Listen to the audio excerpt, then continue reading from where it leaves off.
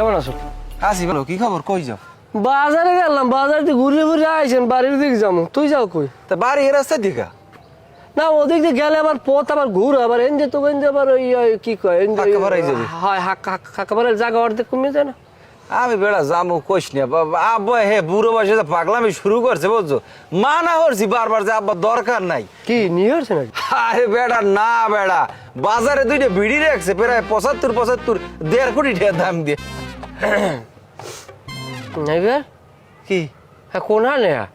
কে ওই পূব মাথায়? কোন কোন পূব মাথায়? বাজারের এককাল পূব মাথায়? হ্যাঁ। হ্যাঁ দি দুইটা জোড়া লেট্রিন।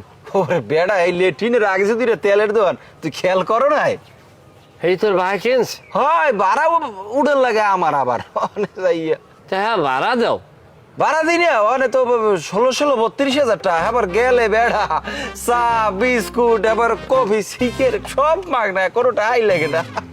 হ্যাঁ এক ফির জোড়াই লইলে আর কোনো চিন্তা লাগে না।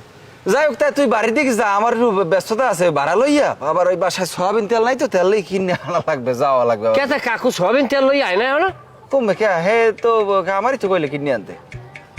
কে হেদি জামাল মোল্লার যে 5 লিটার সবিন তেল লইলে টাকা নাই দেখে জামাল মোল্লা দেয় না, হাতে গুঞ্জে রাখিয়ে দিয়েছে।